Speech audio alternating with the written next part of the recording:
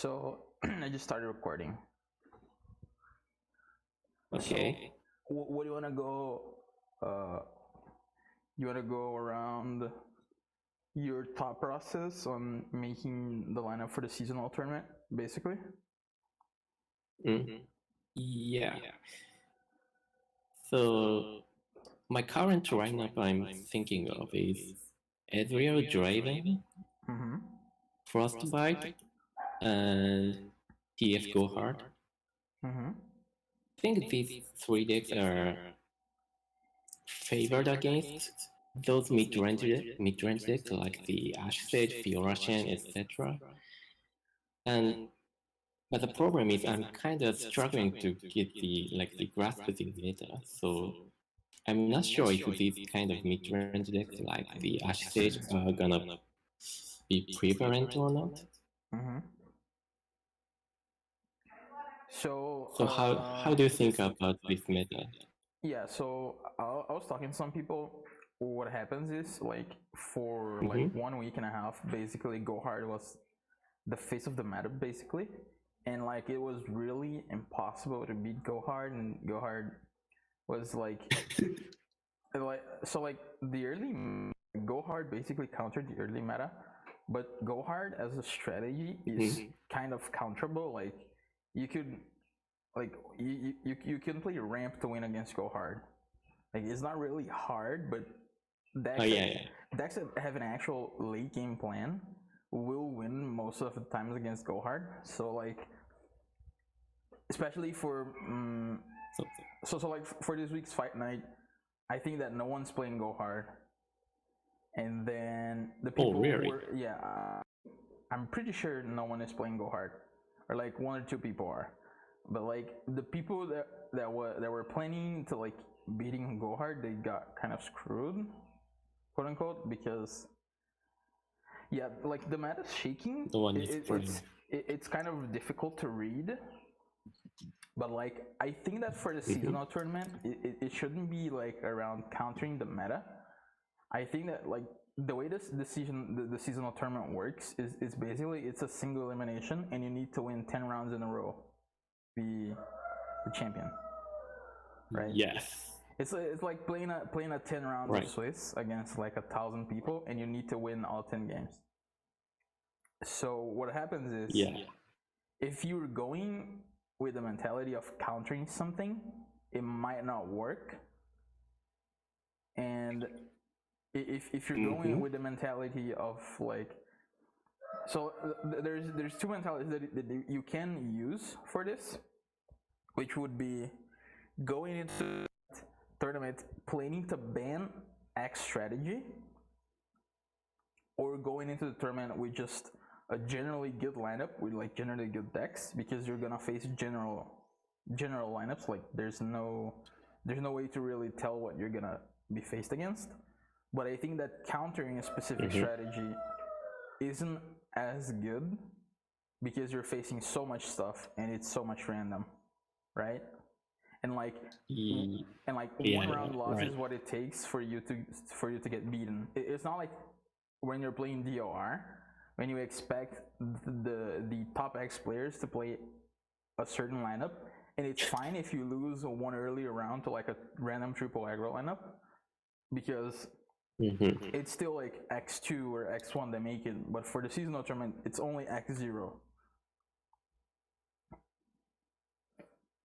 Yeah, so basically the more like the generally good lineup is, I mean, like the, how should I say? What you're saying is that you should not target some of the meta decks, and you should bring some kind of the generally good lineup against most of the field. Yeah, like unless one part of the meta is really present, like you remember when it was like Heimer Vi and Azrael Karma, and everyone had an Ionia PNZ deck in their lineup.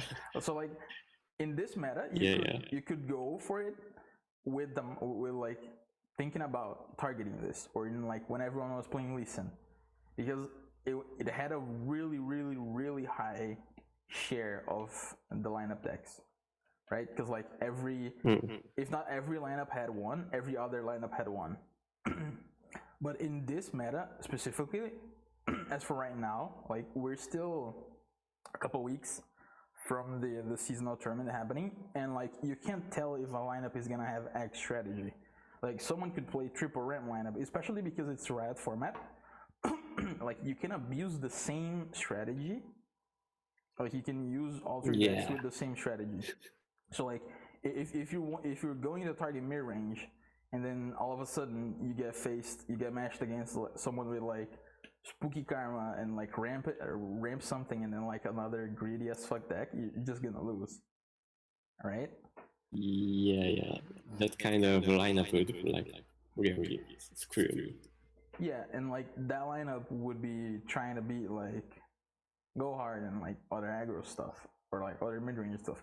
But the thing is, if you want to if you were planning on targeting something, it should be a deck that is a high share of all the lineups. And on top of that, you need to have a backup strategy if you fail to target something. So like say you have a lineup that targets Lee Sin. What happens is you need like a secondary strategy. If they don't have Lee Sin, you need to at least have a favorable matchup against something.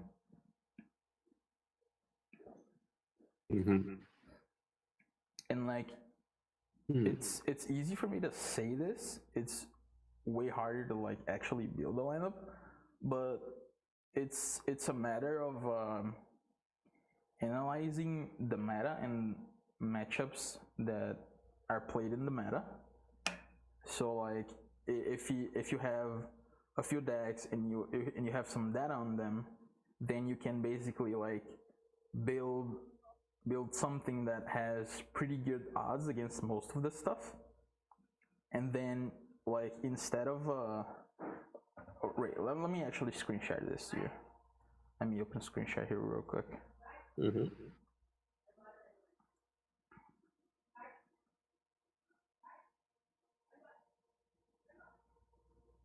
All right.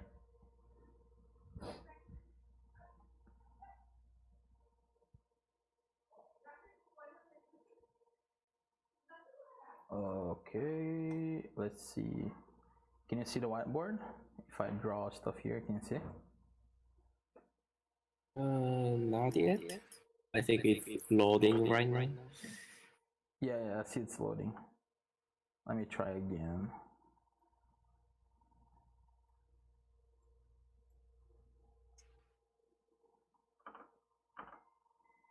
Come on.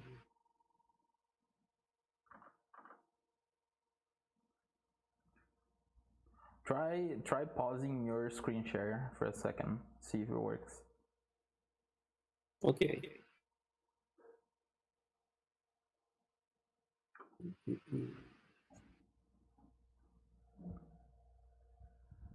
Cool. Okay, it loaded. Can you see? No. Wait. Why?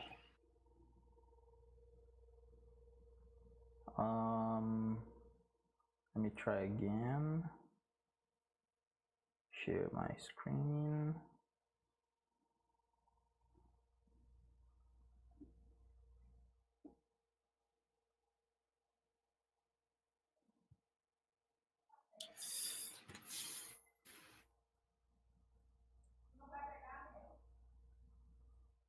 Can you see? No. All right, let's try a different method. Use screen share then.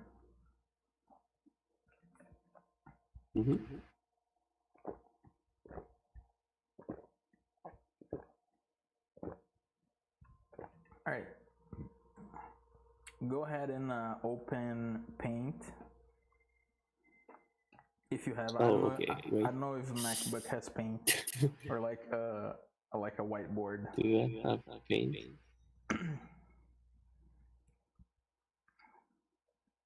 I mean, I have like the. Yeah. I think think that yeah, doesn't work. So like, wait a second. So like you can like assess.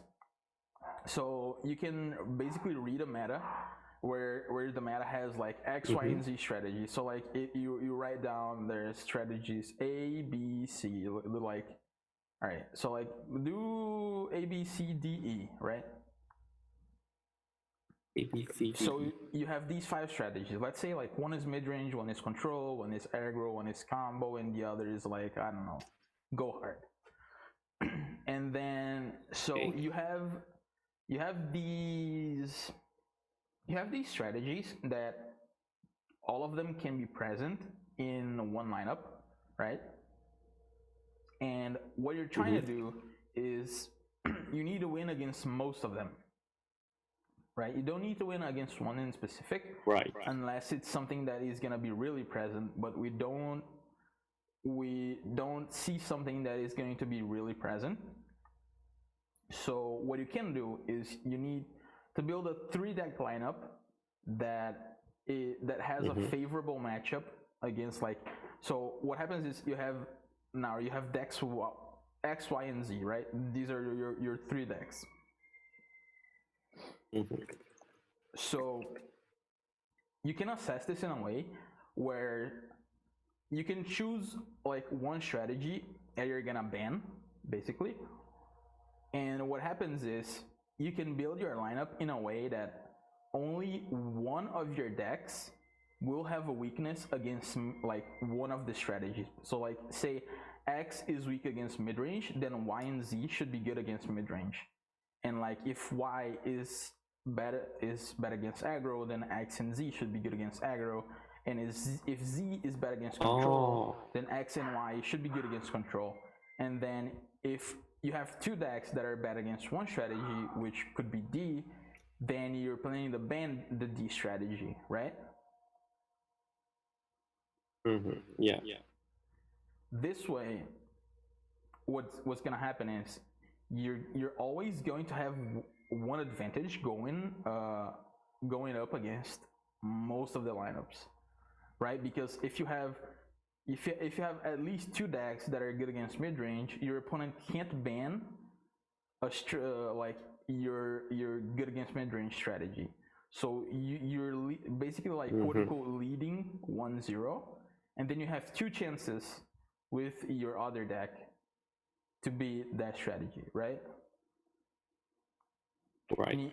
And you also have the possibility of your opponent misbanning your bad deck against the strategy, which you should not count on, but it may happen in like early stages or like early Swiss. It could happen. And you also have the ability to basically manipulate what your opponent is going to ban, what is the strategy gonna be, so you're basically like quote unquote in the lead of the series from the deck selection, which is a pretty important thing. Like you should be like being able to like tell what your opponent is gonna ban is a massive advantage, because then you can plan your ban around their ban. Right. That makes sense? Yeah, totally. So again, like saying these kinds of things is easy, but doing them is actually the very difficult part, because there might not be an XYZ lineup that like goes by the strategy. There might be a million other like strategies in the meta. There might be less strategies in the meta where this becomes easier, or there just might be a better lineup overall that's better than like XYZ, because what can happen is like you have all these strategies, and one strategy is gonna have a higher share of the tournament than the others. So like it's all about odds. Like it's at the end of the day with this format, it's all about like odds. You just want the higher percentage chance of making it as far as you can, right? So like I think that the most thing that you're gaining from it is gonna be from lineup prepping, because inside of the game, matches like could be considered kind of binary, maybe. I don't know. I think that some matchups like are pretty binary, at least in this meta. It's crazy. Yeah, kind of. Yeah, so like now that you have this, like, say you came up with this strategy on your own, like you came up with this idea, and then now you need to adapt your lineup to this idea. So like you get this basis, and you go back to your lineup. Like you pull your lineup, and then you see how your lineup does against strategies A, B, C, D, and then you see how your lineup would adapt to the strategy, and if needed, then you can change some of the decks, right? Okay.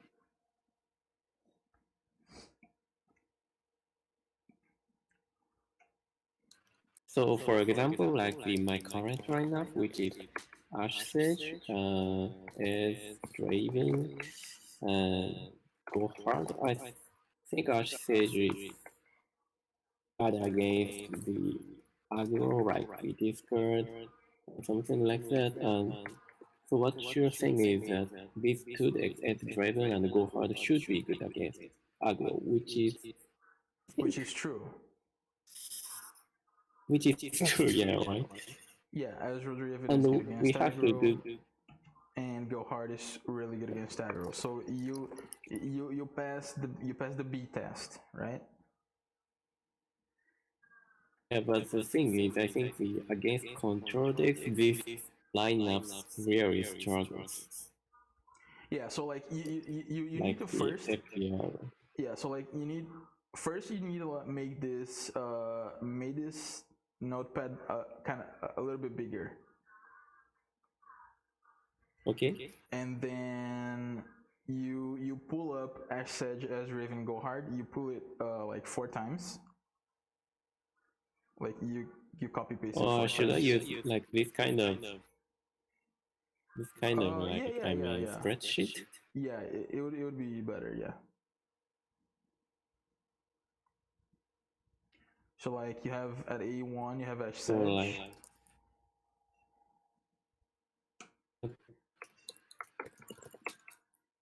And then you have as Raven and Go Hard. So you put on like B1, you put aggro, then C1 you put control, and then mid range.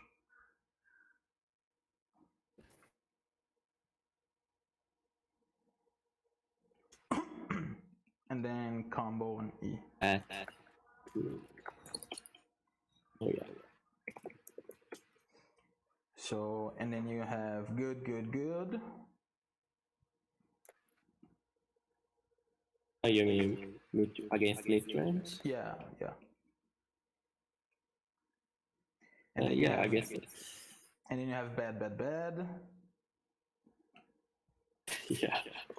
Bad. And then you have good, and then medium, and then I don't know how Go Hard does against combo. I don't know either. So now you look at the spreadsheet, and like if you want to adapt your lineup, you need to change something in the control, right? So the basics would be, yeah, sure. If you are gonna change your decks, it should respect the same good matchups that you already have.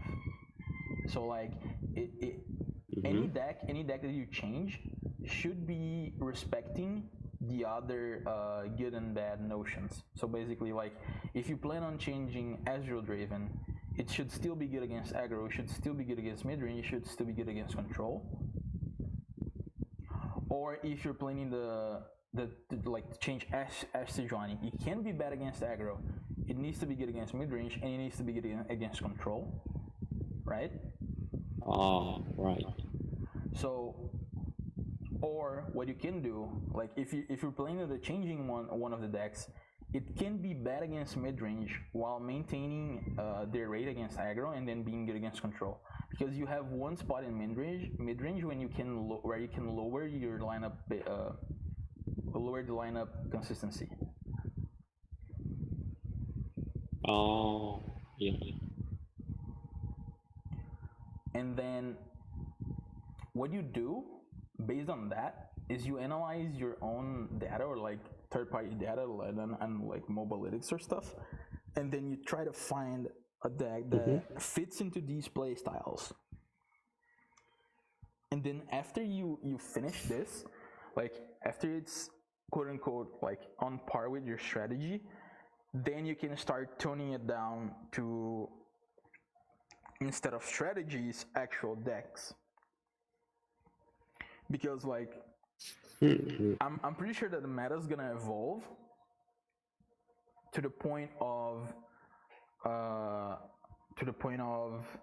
there being a limited amount of decks, like there being like 15 decks, and from those 15 decks, like 3 or 4 are lining down in one strategy, like, and then you can tailor your lineup based on these decks, and then you go from the deck ideas, like you have Ash Sedge, Ash Driven, and Go Hard, and when you go from the strategies, like you're changing the decks for the strategies, and when you finally find the lineup and then you put them against specific decks, then you can start doing specific techs for specific cards.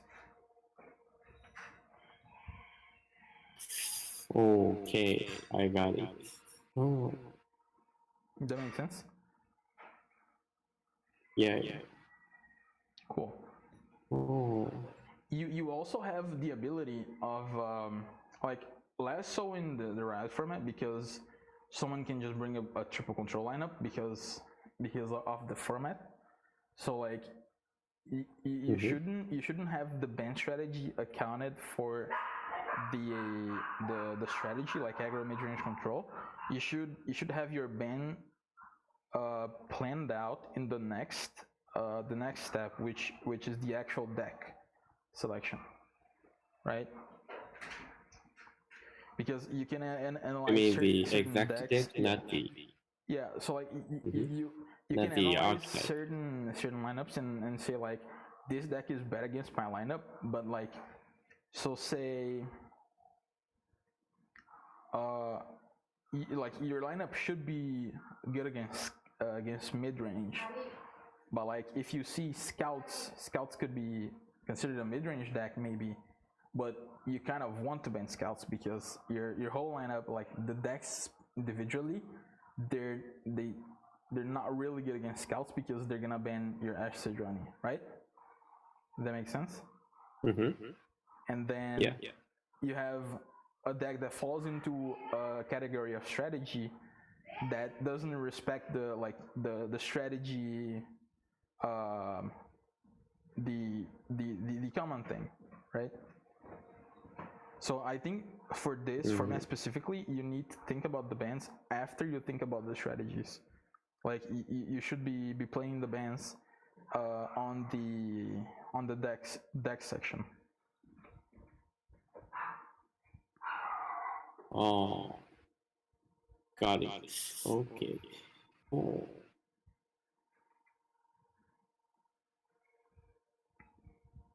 Do you have any questions?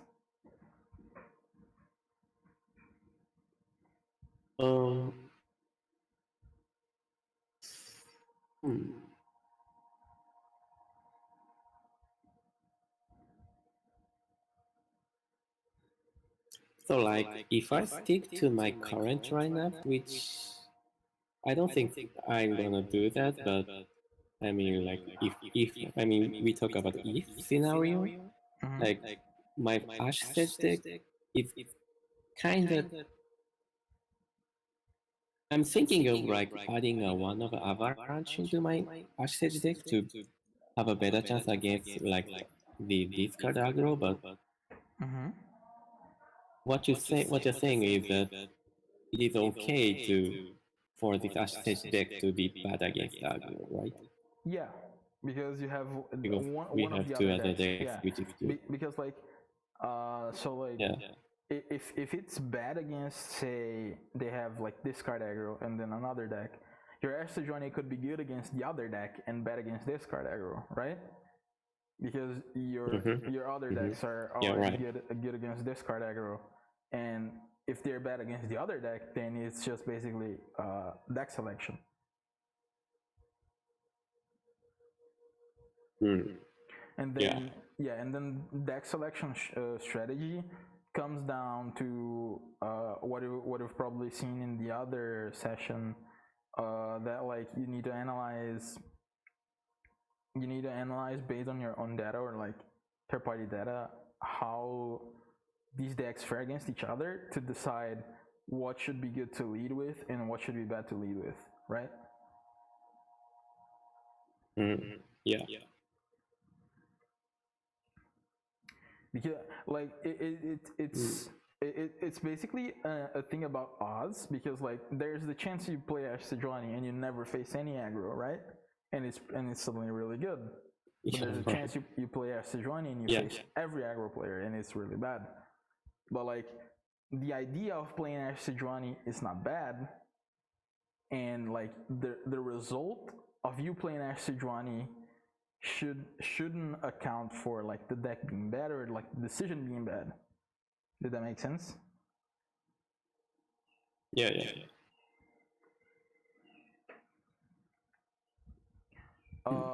Like basically what I'm trying to say is that for like this format in specific, it's okay to lose because everyone is bound to lose. Like only one person out of 1,000 people will win it, and that's like it's like 0.5% of the field, right? Yeah. So everyone is expected to lose. So losing is okay. What you can do is increase your odds of winning. Because like it's roulette. It's basically roulette at this point. It's like Russian roulette. Yeah. Kind of true. Yeah, I'm kind of rambling about the format because I really don't like the format at this point. But yeah. You got it. Yeah. Yeah. You have anything else you wanted to like ask, or like any doubts that you have?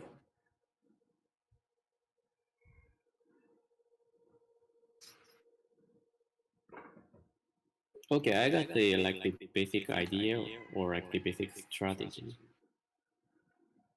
All right. So you have scrim partners, right? Yeah. Are they invested? Like, are they invested into like doing good in the seasonal or like in the game? Sorry. Are they invested in doing good? You mean is screen partner good? Yeah, if your scrim partners are invested, like if they want to do good, or like if they're just playing for fun, or you know. Oh, I mean, they are totally serious. Like, all right, cool. Some of them are like the top 10 master player in the Asia server. Cool. I guess.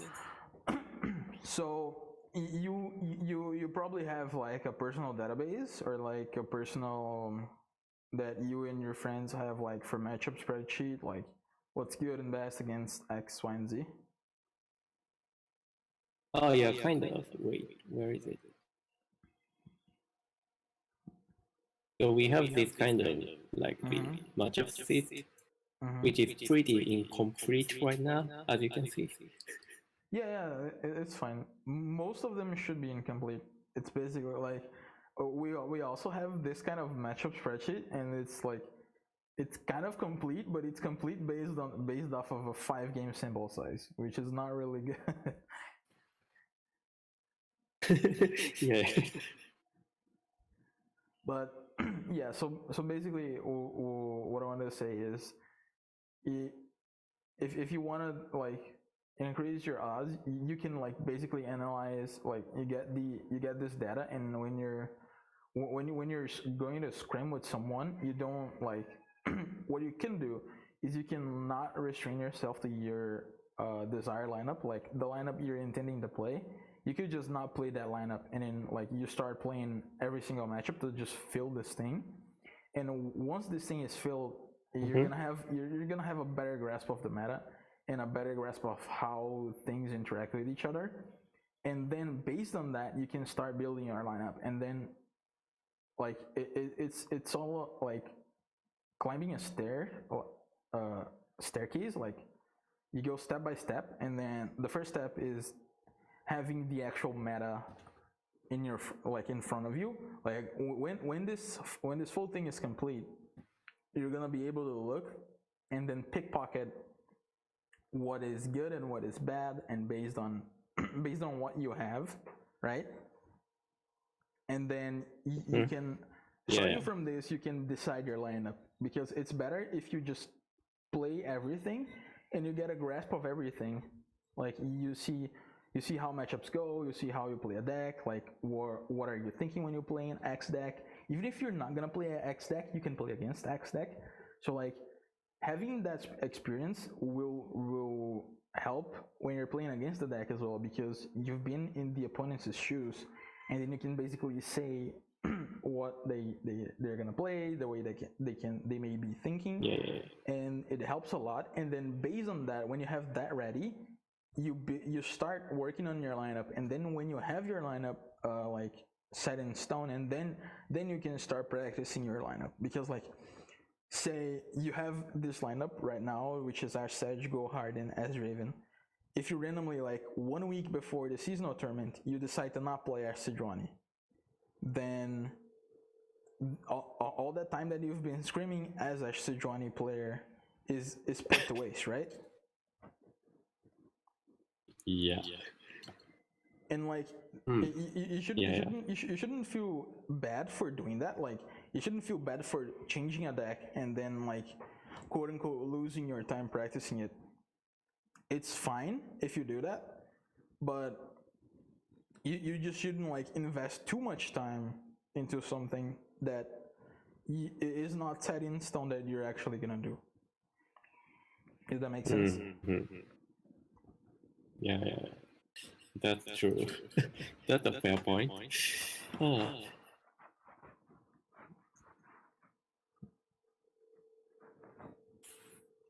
Cool.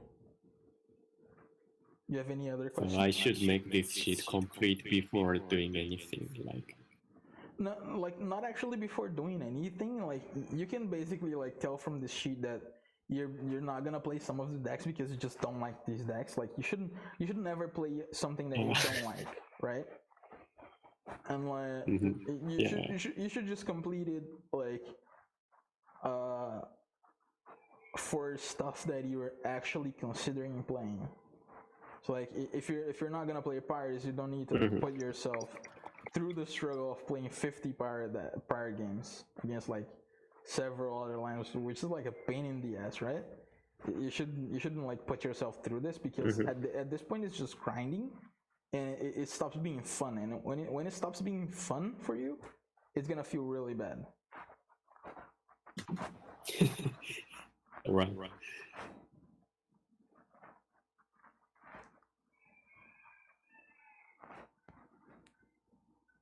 Is there anything else? Any other question?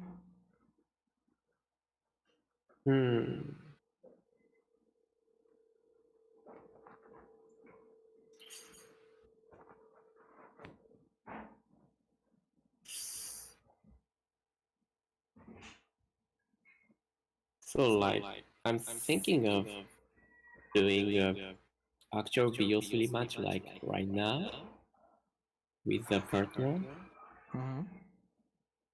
But after hearing your like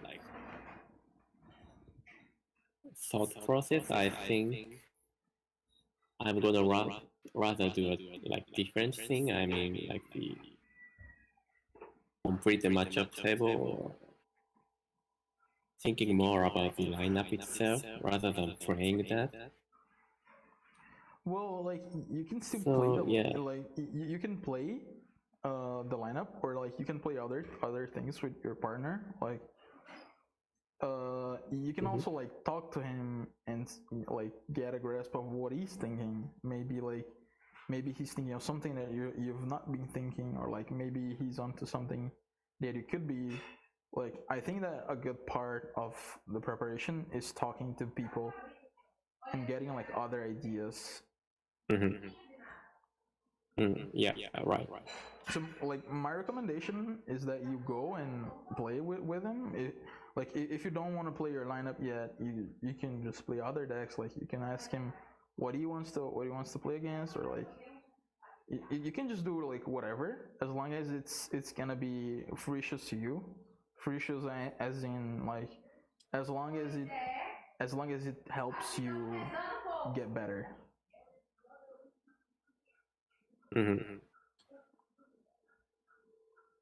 Okay.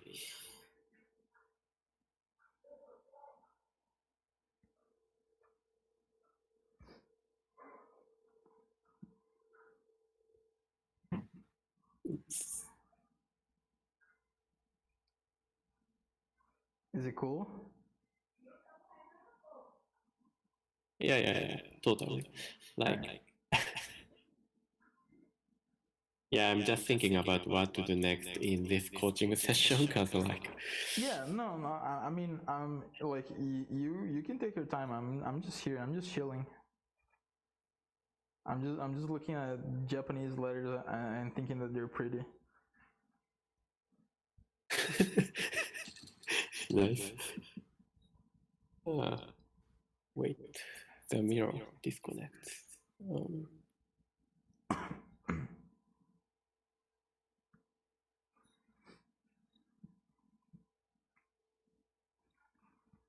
How is it in the Asia server? How many master players are there in Asia? Around 300 right now. Oh. So it's about half of the NA, I guess. Yeah, no, I think NA hit 800 today. Oh, really? Yeah. And less than half. You expect there to be like many more master players in Asia? Yeah, but I don't think there are more than 700 in the end of the season. I think like Master Zero LP is completely fine to qualify for the tournament. Interesting.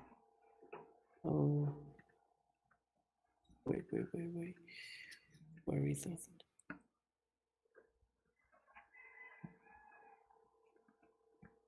So like the Asia server is for everyone. Like it's like for China, Korea, Japan, Taiwan, and every country, or like are there like separate servers for like Korea or China? Oh no, I think it's for Korea, China, Japan, some Southeast Asia countries, etc. Oh wait, there is a SES server which is Southeast Asia. So yeah, so I think there are 4 servers right now, right? Yeah. So is like NA, the EU, game art censored for Asia, you? SEA. Sorry? Is I the couldn't game hear art you. censored for you, like Draven and like Vladimir? Vladimir? Is it censored for you? Like did they change the artwork? Censored? I don't think so. Like, do they? I'm pretty sure they need to put like masks on every like Rasa and Ladros because of China rules. But I might be wrong. No, yeah, it's not censored. I think it's like same. Yeah, because like I've seen a few pictures of like Vladimir being like purple, not being like actual blood. It's being like a purple liquid. I don't know. Oh, really? Maybe in China. Yeah, it's probably because of China censoring. Is why I thought there was like a separate server, but which probably is not.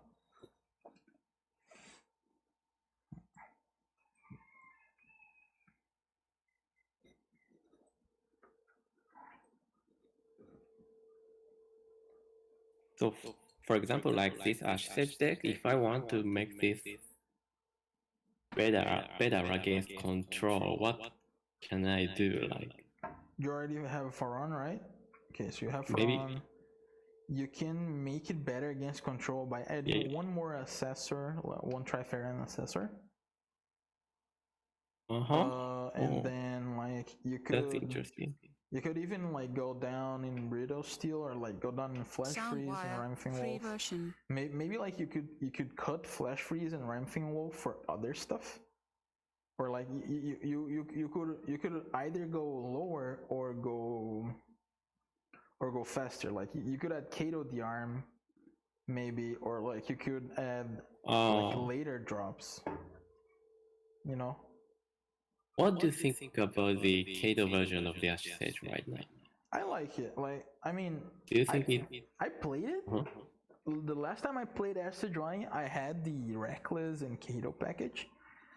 I don't know how, like, because they're even being the same deck, they're very different in what they want to do. So like, it's difficult to compare them to each other because like they're intended to be different things, or like be played at different paces. Because like in the other version, you wouldn't have Iceveil Archer, you wouldn't have Averzon Sentry, and you just have every single like big beefy dude, which is like it could feel kind of strange. It's a different way of playing, but it's the same deck. I think they're both good in their own respective fields.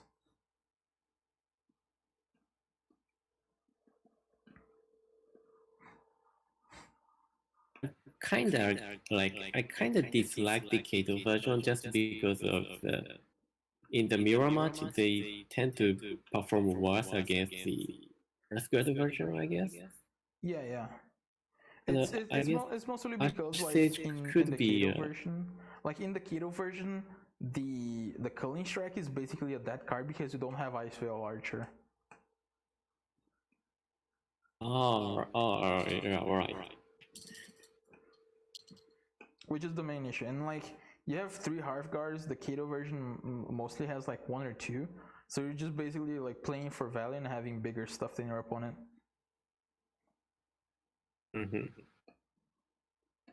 Like you could add a second Faron if you want to be really good against like control. You could also add like Noxcry Arena maybe, and like have Trundle over Sejuani. I don't know. Is Noxcry Arena better against control? I don't know about like you're sniping one of their champ blockers though every turn, right?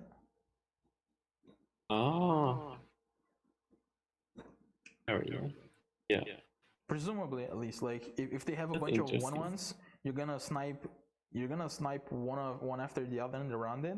So they're gonna have less blockers, and they're all already low on blockers. But Noxcry Arena has a problem where like if you ever get behind on the board, you're just gonna lose the game. Yeah, true.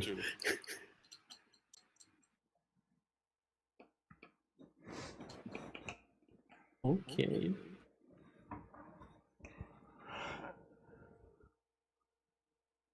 Yeah, like you could play like Swain Trundle as well if you want like a mid-range deck that's good against control or aggro, but maybe a little bit worse against mid-range.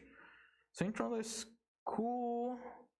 I don't know if it's like actually that good, but there's other stuff. There's a lot of stuff. Like there's Stumkench, there's Spooky Karma. I don't know if what kind of strategy you like to play, but meta is like wide open right now. Yeah.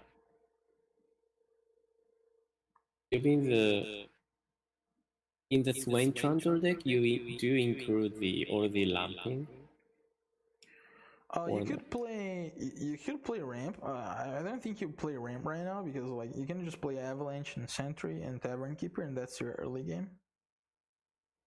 because like Avalanche is gonna level up Swain. Sometimes it's gonna level up Swain and Curve, and then like you can play Ember Maiden maybe, like and Everose and Sentry, and then you have your like late game, and your spells, and like you always have Leviathan, and you can like throw in maybe Feel the Rush as a finisher. Or like you could swap the Trundle for Sejuani, and then you have Feel the Rush with an Overwhelm unit.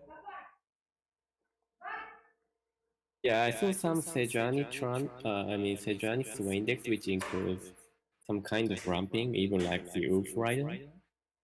Oh yeah, Wolf I'm Rider not sure also works. this is good or not. It's good on that strategy.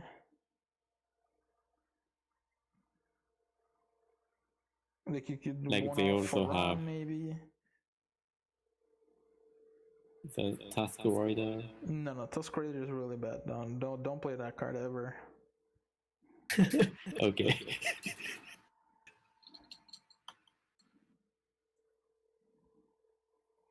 Yeah, you could like do one of Farron, and then like Bjerg to tutor out the Leviathan.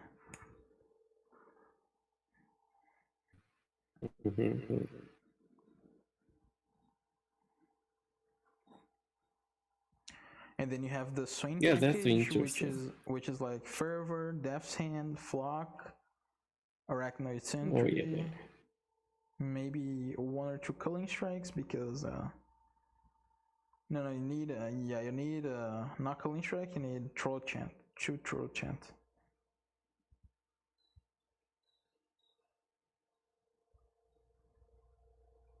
And then like one Fervor, and that's the deck. Like you can like take out the Faran, so the Bjerg will always tutor the Leviathan if you want, but like you could just keep Fervor as a one of, and then have Faran as like a late game, but you already have Feel the Rush.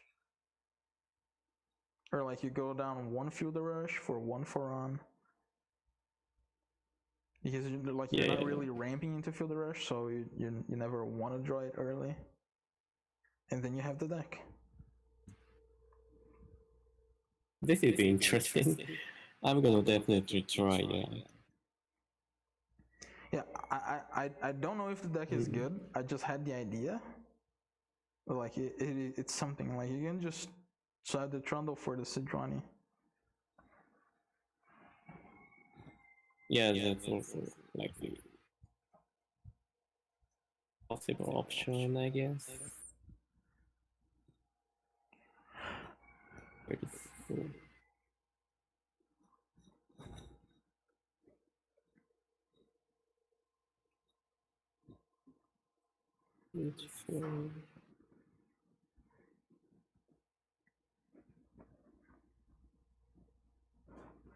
How do you think about all the go hard variations? I'm currently running tier red version of Kalista TF with Tortured Prodigy, but I'm not sure if it's like better than the Elite version or GB version, for example. I think that Callista to me in the beginning, it seemed nice because like it feels that it initially felt that Callista would summon Zap if PD Officer didn't die, but Callista will summon Fortune Croaker actually instead of Zap because because Croaker is a 2/3. So like I didn't really like it as much because like you're not really bringing something of big value with the Callista. But like they're basically the same deck because like Callista and Elise are just there to like be a fearsome attacker and maybe like chip away some damage and maybe make some good trades. Like Elise is there to make the spiders. The spiders are just gonna jump block for you and like soften things up for go hard. Callista doesn't do that, but she's also like a different way to approach the game where you can just pressure the enemy with pure damage with Callista, and like it's a constant threat, whereas Elise is not really a constant threat, right? but the Yeah. Elise version doesn't run like any late game. It runs like Crumble for like the Thumb Kench matchup, because you really need Crumble in that deck. Like you don't actually need Crumble, but you have a lot of 1/1s and you have a lot of like cheap stuff to use the Crumble, and then you need Landmark removal for the Thumb Kench matchup. But I've been playing, my version of Go Hard is Azrael Ledros from 4LW. I think it's pretty good. Oh yeah, that's one.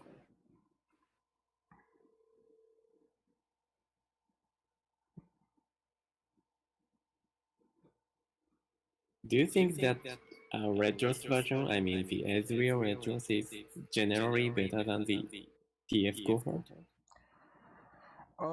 So alright, let's go. Ezreal Ledros will most likely win the mirror because it has the same stuff. It just doesn't have the tutor with Zap, but it has enough removal to like compete with the mirror, and it has ways to winning later slower matchups. Like you have Ledros and you have Vi, and like there's Progress Day, there's your other draw. So like you have more chances against actual late game decks than you would have with Elise TF. Because like in Elise TF, your only way to win against slower decks is TF, but TF is way too squishy. Like he will die to anything. That's the problem. And yeah, right. in Ezreal Ledros, you have Ledros and like basically like Ledros and Pecker Bags is lethal. It's 20 damage, and you have like Atrocity that can be used on both Ledros and the Vi, and the Vi will grow up. Vi is another threat on her own. Azure is a threat on his own, because like when he flips, he can take games on his own as well. But I think it should win against anything board based. It probably struggles against like ramps, but I guess like like all the Go Hard decks kind of struggle against ramp already. Yeah, true. How do you feel about the Ledgers in the TF Gohard deck, not the like Ezreal Ledgers? I like Ledros in any Go Hard deck, because like Ledros is a way to give yourself reach, because when you have Ledros, you're not worried about chipping away damage. And like Ledros is just so strong in the mirror, because everything there has 2 attack other than like Petty Officer. But the Elise TF version is also not on Petty Officer. So they only have like the 3/3 1-mana 3/3 to block the Ledros, and it's also like some form of reach, because it's gonna deal 10, and then it's gonna deal 5, and then Pecker Bag is 5, or like you chip away some damage, like they're at 12, right? And then you Ledros, they're at 6, and then you Pecker Bags, and then you're threatening lethal with every single attack.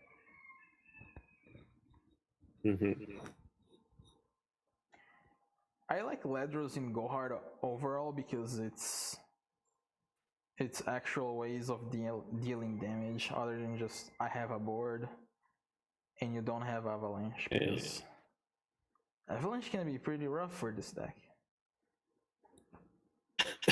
Yeah, true.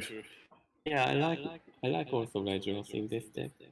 I think we need some kind of reach, especially against the like Thorak Tamkins.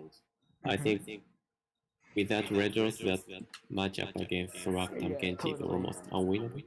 Totally. You need either Ledros or Crumble against Sorakatan Genji. Oh, Crumble, yeah, that also works.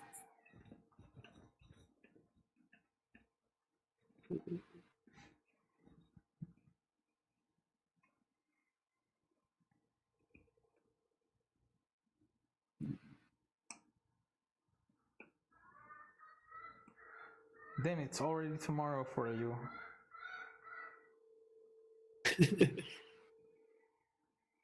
1 a.m. right now. Damn. Alright, so you have another question?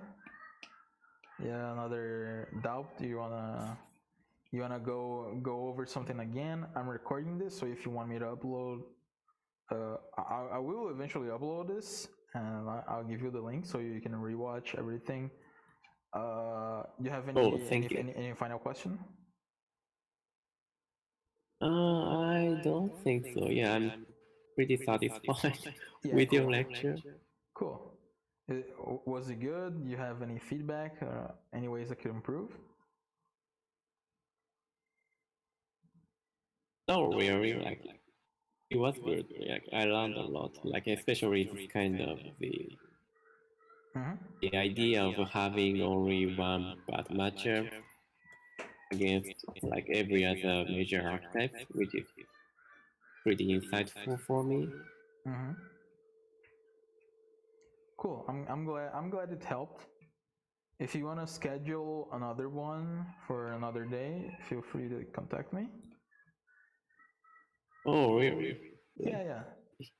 Yeah, I really appreciate that. I'm gonna stop recording here right now.